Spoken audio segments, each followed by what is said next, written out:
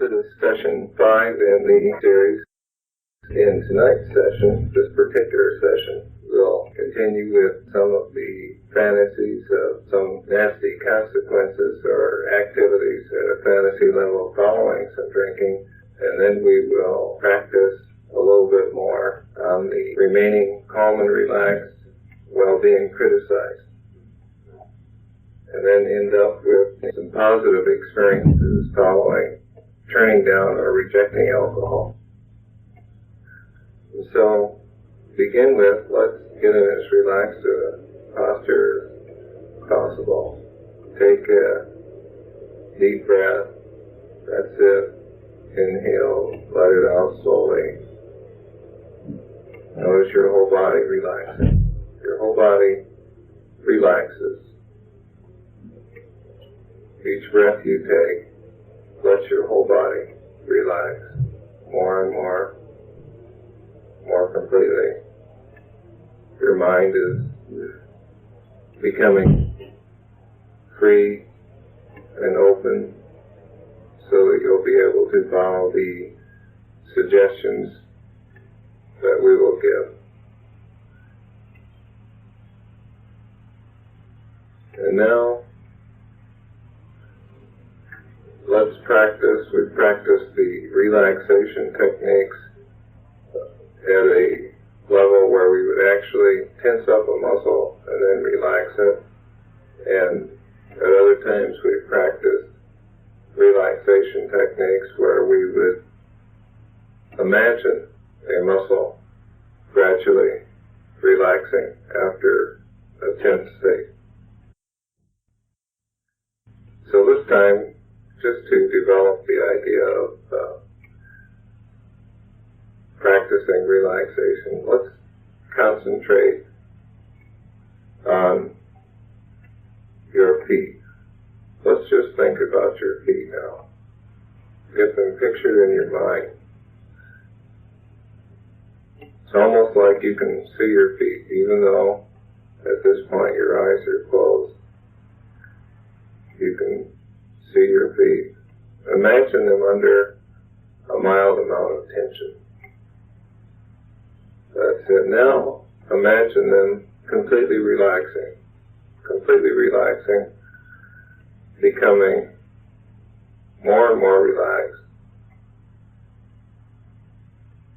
Feel them possibly slight tingling sensations in your feet as they relax so completely. Every muscle in your feet relaxing more and more completely.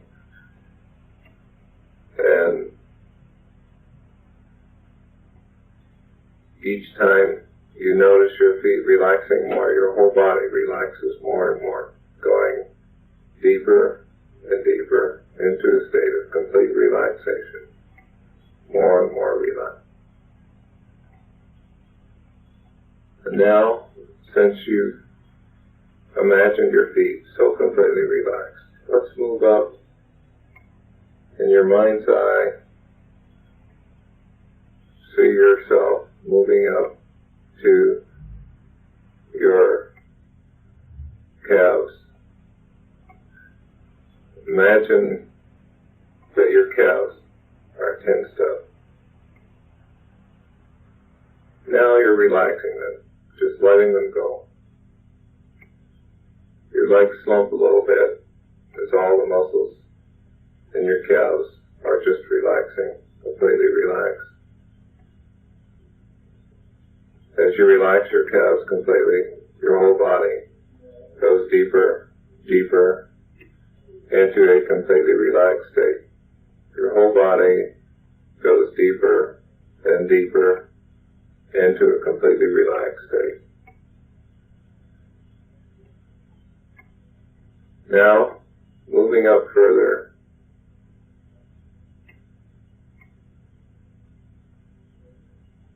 you're on your thighs now, imagining some tension in your thighs. You're focusing on your thighs, willing the muscles to completely relax, amazed at yourself that you can feel the wave of relaxation, perhaps even numbness and tingling moving up from your toes up to your thighs, completely relaxed. Your toes, your feet, completely relaxed. Your calves, completely relaxed. Your thighs, now completely relaxed. All the muscles, they're not knotted or bunched. They're just loose, completely relaxed, feeling very good. Your whole body relaxes a little bit more, deeper and deeper into a completely relaxed state. Finding yourself feeling just on the edge of sleep, but still awake, a strange in-between place between being awake and asleep, because your whole body is so completely relaxed. Your breathing now is deep, regular, very peaceful, very relaxed.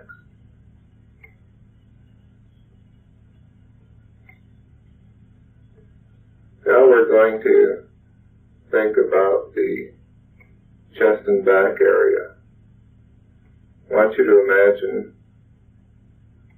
that as being somewhat tense. Just imagine that it's tense. You can, you haven't actually tensed those muscles.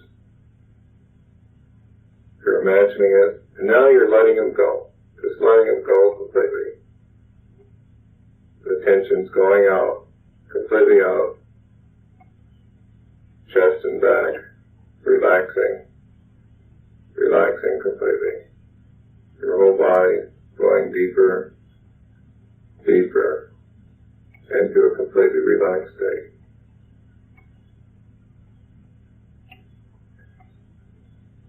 Now let's have you imagine yourself, while you're in this completely relaxed state, let's have you imagine yourself back at the beach.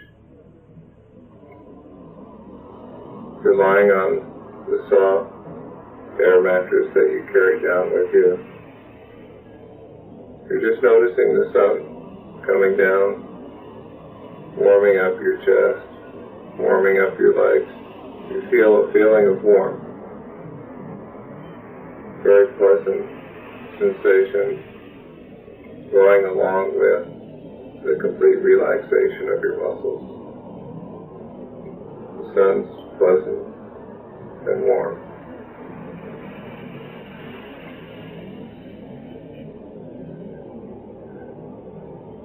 And now that you're in a completely relaxed frame of mind, your thoughts will follow the suggestions as we suggest some scenes, just as though you were actually there.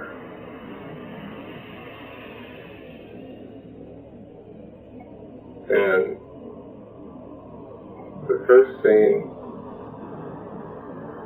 is just after you have gotten off work.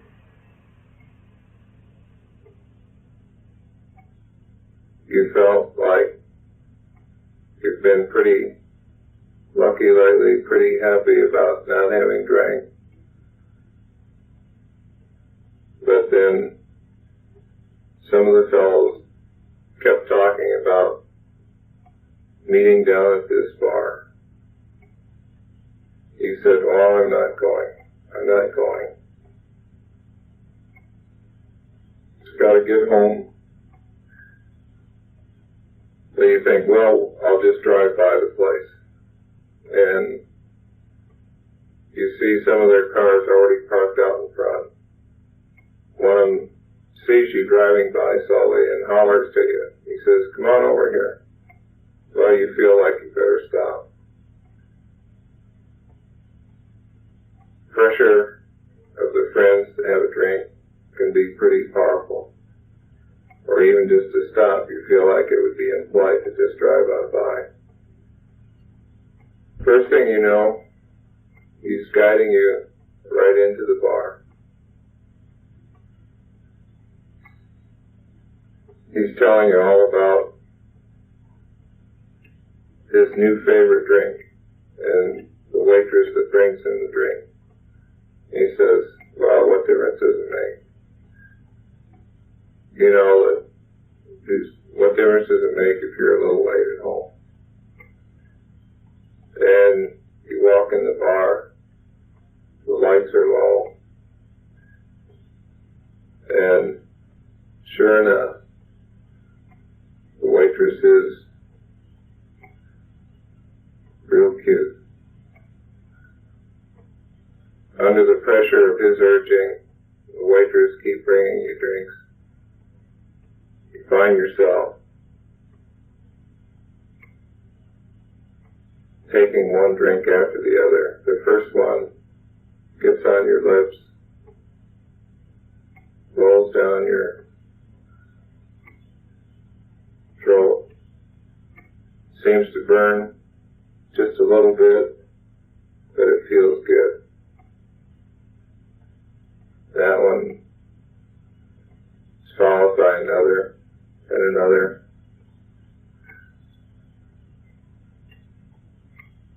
And so now the scene changes.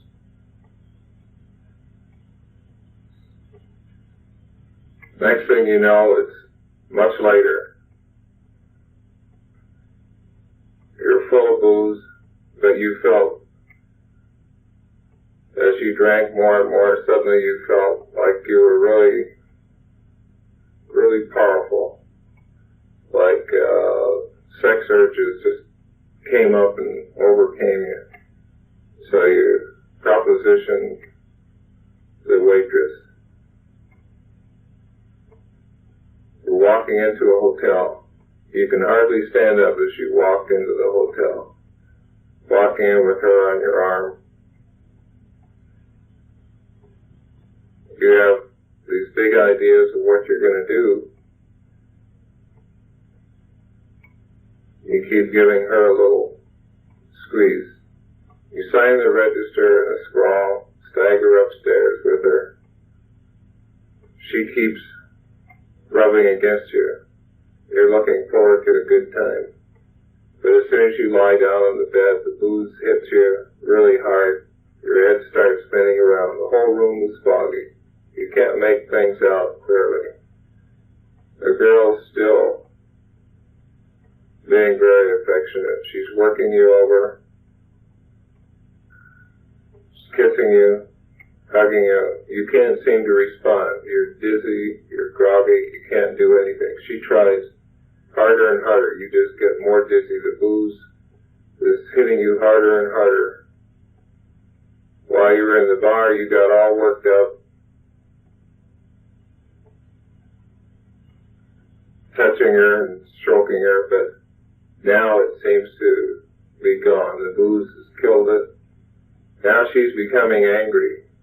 She says, what the hell's the matter with you? What kind of man are you? You feel really miserable. You'd like to make her happy, but you're so dizzy. Your head seems to be ringing all the booze. You just can't do anything. She gets more and more angry. She starts running you down, making fun of you. You'd like to fight back. You're just too sick, too drunk. She says, if you can't take care of it, I'll get someone else who can. You're getting sicker by the minute. You feel like you're going to vomit. You start getting up. You want to make it to the bathroom, but you can't. You just roll over the edge of the bed and seem to just empty your guts. Just your stomach contracts. Horrible sensations. And you're just hanging over the edge of the bed. Then you fall down into it. Try to get up. You're too shaky. And then the girl opening the door, she's talking to someone who was passing by in the hall. Another man's voice in the room. You're very angry at this. What the hell's he doing there? You want to move, but you can't. The booze is keeping you down. You hear them coming into the room. Then you hear the bed squeaking. They both get in bed. You hear the sounds of her making love to a stranger in the next room. You want to get out, but you're too sick. You're disgusted with yourself. It seems to go on and on. You keep trying to get up, but you can't. The booze is still hitting you. You hear her gasping. You're furious, very angry, but you still can't move. You try to move again. Instead of getting up, you find yourself slipping completely down to the floor, and you pass out. Okay, take a deep breath. Just relax. Just relax. Completely relax. Let your stomach completely relax.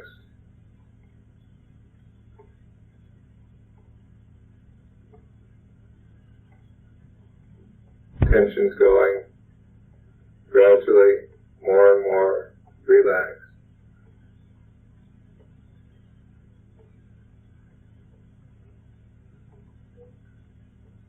Your feet are relaxing more and more. Legs relaxing more and more.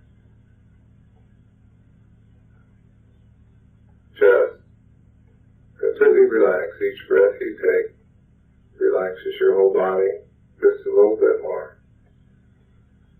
Relaxing, going deeper, deeper into a state of complete relaxation.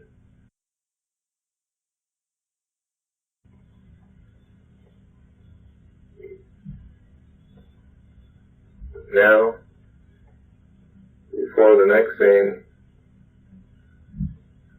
we'll have a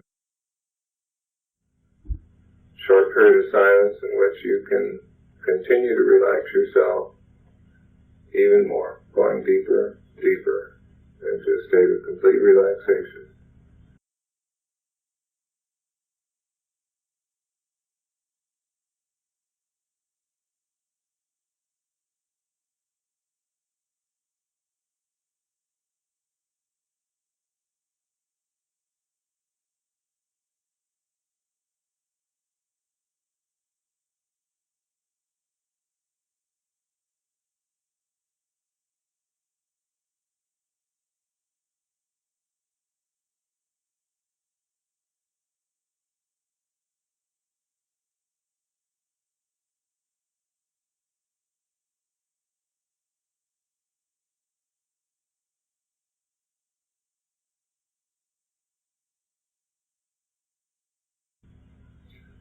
Alright, now we will begin the next scene. I want you to imagine this just as though it were going on right at the present time. You'll be able to imagine and picture all of the details.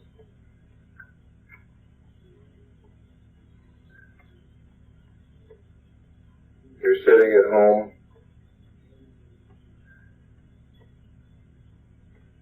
all by yourself. For some reason, nobody seems to be there tonight.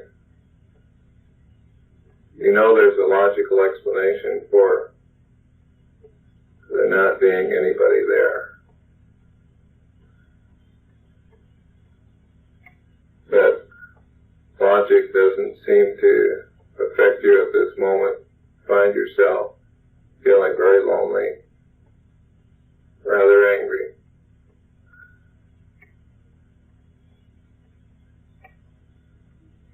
You don't understand why you're angry because nobody's rejected you. The people that you count on are going to come back. Then you think, what do I want to do for company? For some reason, the first thing that comes to your mind is having a couple drinks. You say, well, that will relax me. I'll feel better after a few drinks.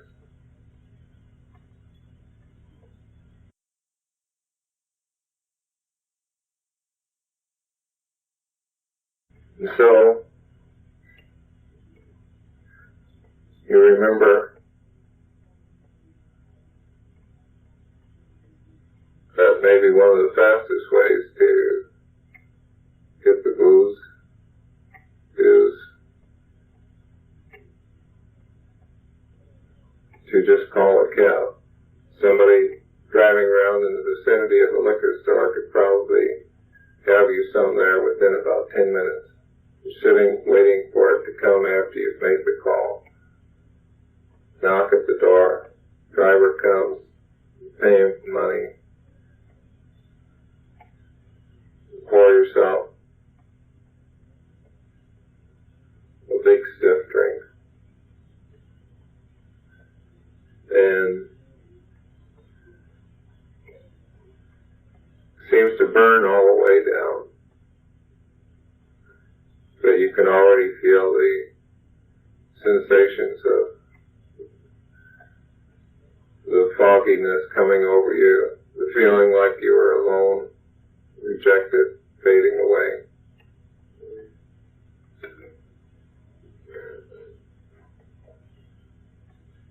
You pour another drink and another. Keep drinking it down. Feels so good. Things fade. Feeling very groggy, very relaxed. The booze seems to numb every part of your body. Bottle's empty. It falls onto the floor. You find yourself just gently rolling over onto the couch, finding yourself passing out. You're feeling very good. You don't know how long you sleep, but finally you find yourself waking up. You're waking up very slowly. Your head is still very fuzzy. But then you realize that you must have awoke because there's something burning in your nostrils. Try to take a breath. It hurts. It hurts your lungs to take a breath. You're gasping for air, but each breath you take, it hurts to breathe.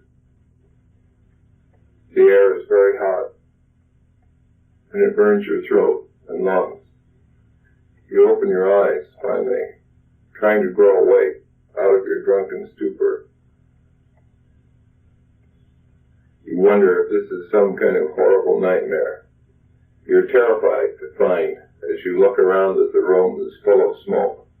There are flames leaping up all around the room. The whole room is on fire. The mattress itself, where you passed out, seems to be smoldering. You wonder if you dropped a burning cigarette on the floor last night, or when you passed out, but you don't have time to think about this because you're choking to death on the smoke. The heat is terrible. Your whole body feels like it is on fire. The flames go higher around you, flames searing you. Gets hotter and hotter. Put a handkerchief to your face, run to the window, and pull it open. On the way, you trip over your empty bottle of booze. Almost fall over the booze bottle lying on the floor. You remember drinking that down last night. The blast of air seems to feed the fire from the open window. It begins roaring very loudly behind you. You're up on the third floor. You shout down to the street, the fire blazing away behind you. Fire trucks are down in the street, but they can't reach you. It is too far away. You run through the blaze to the door. Your clothing begins to catch on fire. You feel a tremendous pain and burning as the fire begins to scorch and burn your flesh. It's hot. Hot. You You think this must be what hell is like. Your clothes are literally being burned off your back. You have become a human torch in a room of blazing fire. You pull at the door, but somehow it is locked. You pound on it, kick at it, but it won't open. You grow weaker. Your lungs are burning up. You find yourself gasping for air. You think a cool drink would be good right now, but then you realize that's what got you into this situation. You don't know if you can stand it much longer. The pain is so great. You rush over to the bed to find a blanket to wrap yourself in, to put out the flame. You lift up a blanket, but it has been smoldering on the bed, and now when you lift it up, it bursts into flames and scorches your hands. The air is so hot now. The room is a sheet of flames. You gasp for breath, each breath burning your lungs, hurting you more than the last breath. The oxygen is all used up in the room. Your body is seared and scorched by the flames. You find yourself losing consciousness. You fall to the floor in the burning room. All right, now, just let yourself relax. Just go completely limp. Take a deep breath. You can breathe again. The air is clear and clean. Taking a deep breath, feeling completely relaxed, letting it out, letting the air go out of your lungs. The whole scene is fading. Your whole body's relaxing more and more. Taking one deep breath after another, very relieved that the scene was only a fantasy. Each breath you take makes your whole body go deeper and deeper into a state of complete relaxation, going deeper and deeper into a state of complete relaxation.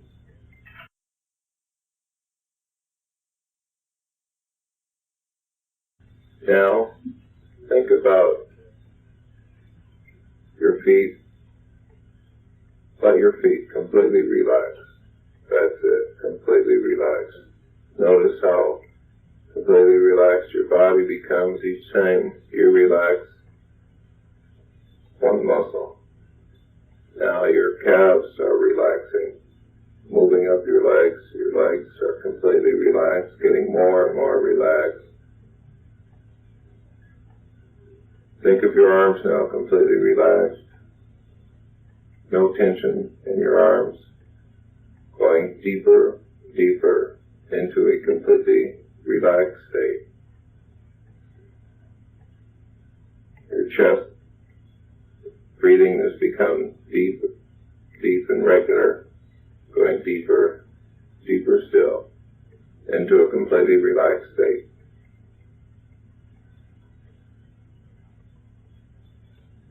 Now we're going to continue with the practice of not becoming upset when criticized or run down. As mentioned before, one of the problems with the alcoholic who drinks is that he overreacts to criticism. So, as a continuation of the earlier scenes, imagine yourself now, again, talking to a woman. This woman could be your mother, wife, girlfriend. Get the picture in your mind. You're sitting in a chair. She's standing there, still trying to get you to fight. But you, so far, have been able to remain completely relaxed. The reason she wants you to fight back is that if she can get you angry, she knows that you'll probably run out, get a bottle, and then you won't be in any condition to fight in a reasonable way.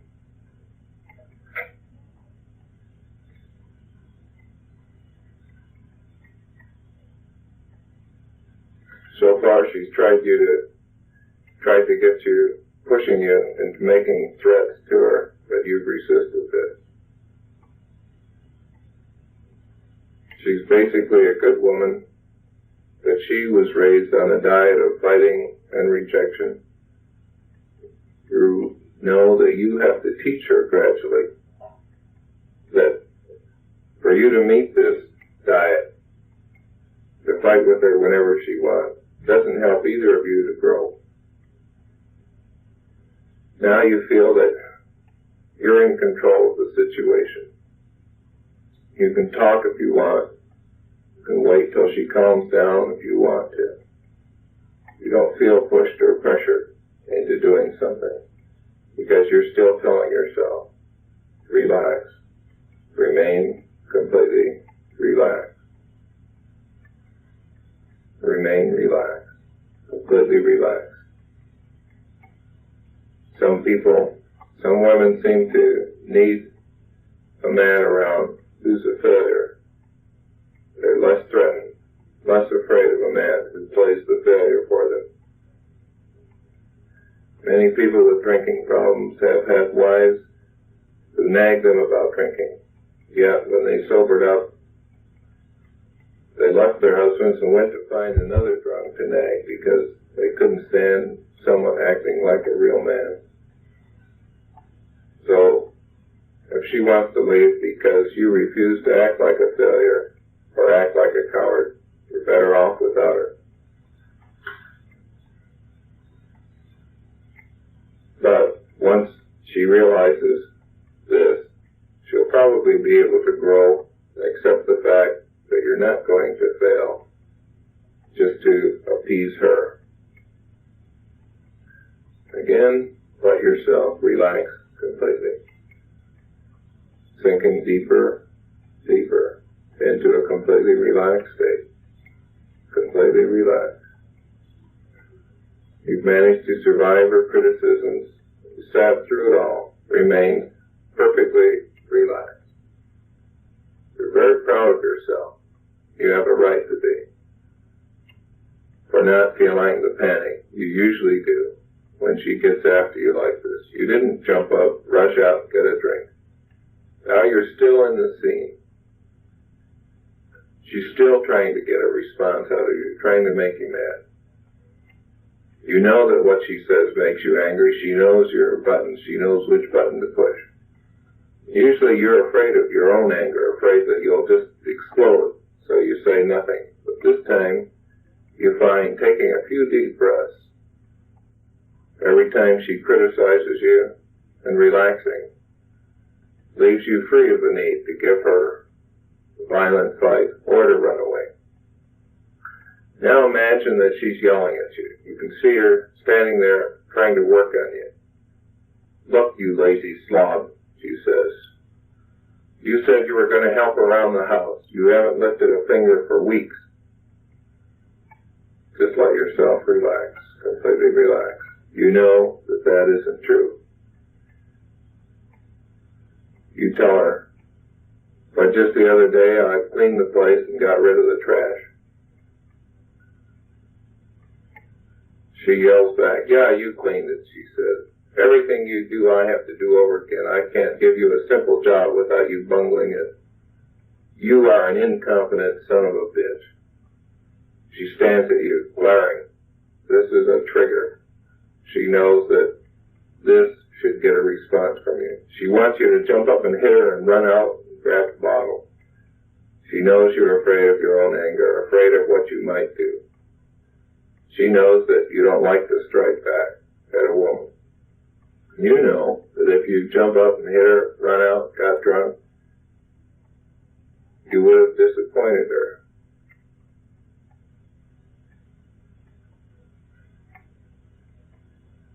You always feel bad about the people you've promised and then disappointed. But some people want to be disappointed. They set it up. almost like they're saying, if you want to really get even with me, disappoint me. It's one way to get at them, to make them sorry they treated you this way or that, run out and get drunk. But now you figure you don't have to fall into her trap. You don't need to be crafty, get even by letting them down again. You find yourself still completely relaxed, even though she's saying some crude, nasty things. Just find yourself able to look at the situation, able to figure out what's going on. You're very proud of yourself that you're so relaxed.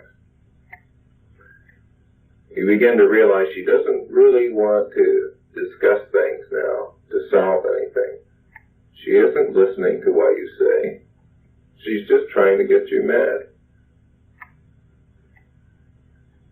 And your answering her accusation isn't going to get anywhere. You told her that you have been working and pointed out what you had done, but this didn't satisfy her. So finally you just tell her, well, you've picked on all the usual things that get us into a fight. You're amazed how relaxed you are while you're telling her this. So you continue telling her, I can see you don't really want to talk, you want to fight. Then I think we'd be wasting our time fighting. You called me all your favorite names, except you haven't called me a liar yet. The one thing you know that always gets me mad. She takes her cue from you, doing everything she can to create a rage in you. You liar, she shouts. You've never spoken a true word in your life. You were born lying. You'll die lying. You're a lying son of a bitch without any backbone. For a moment, you start to get really mad, until the comedy of the situation strikes you. And then you relax. You take a deep breath. You realize she's out after everything she can get in anger from you. You take a deep breath, another, relax, letting yourself drift back into a completely relaxed state. Laughing a little bit at the situation. You realize you can control her, because anything you suggest to her that might be a sore spot, she'll try. Try it again. You say to her, you haven't mentioned my relatives yet, you say, wondering if she'll bite on this. Sure enough, she does. Relatives, she says, jumping on it right away. You call all those crazy drunken bums in your family relatives? And she goes on from there, picking different members of your family, ranting, raving away, running them down. Now you know what her game is. Her goal is to get you as agitated as possible. You don't feel like you need to give her this satisfaction, so you stay calm, relaxed, still relaxed, no matter what she says. Realizing that you are in control. You can pick a topic for her to rave about, or when you get tired, you can break up the session. You're tired of the game now. You have some important business to handle. You realize that while she's in this state of mind, you'll get nothing done.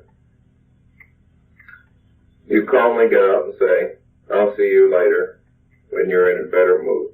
I've got some business to take care of. You start out the door. Now she's furious. She's really angry because you haven't bit on anything she tried. You're still calm, relaxed, seeing the humor in the situation. Her wild attempts to get you angry.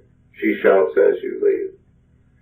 Business, monkey business, you mean. You're going out and get drunk and chase women. I know you. That's what she's hoping for anyway. She's giving you orders now, ordering you to go get drunk, ordering you to be unfaithful, setting more traps for you. But you have better things to do. You say from the front porch, "Don't you wish I'd get drunk?" And leave. You get in your car and drive away, wondering if it's worth it, putting up with this. But on the other hand, you begin to realize that eventually, if you can hold out long enough, she's going to give up playing the game. If you refuse to respond to that anger, she eventually has to give up trying. And you can go from there. You've had some good times together, though. You try to think about them, remembering that she doesn't always seem to need to fight to keep going. But you know that you have a lot of strength now.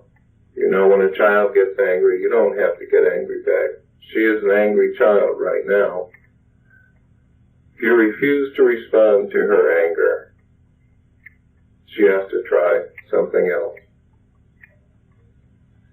Driving along in your car, you find yourself, amazingly enough, with a great deal of pride, calm, relaxed, perfectly composed.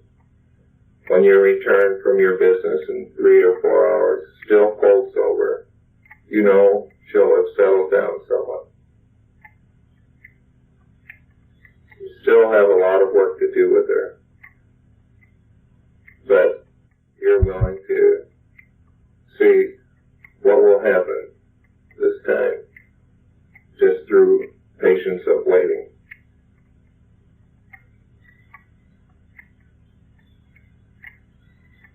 All right, now the scene changes. You're on your job. We're going to try to strengthen the ability to resist criticisms on a job situation.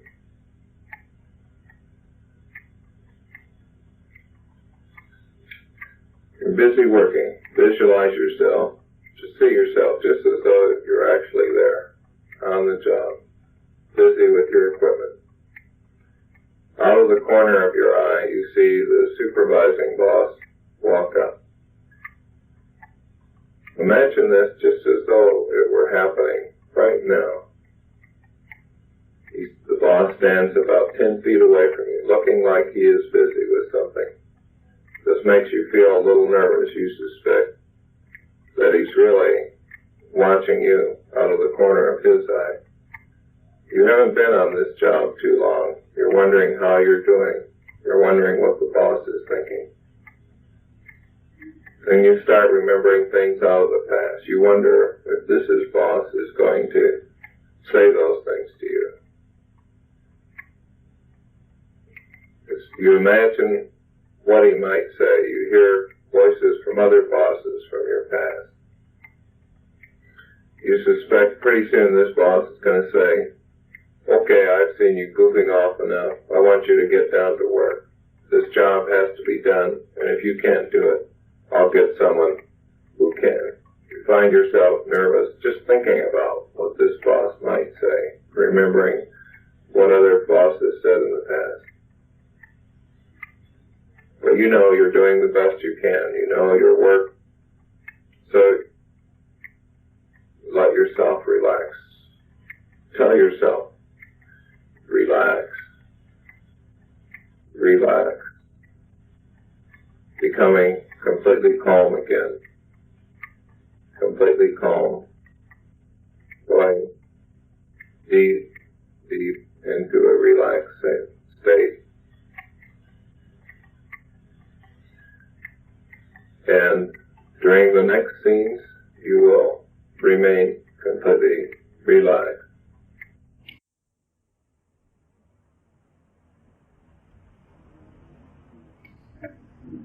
And now we're drawing to the end of session number 5.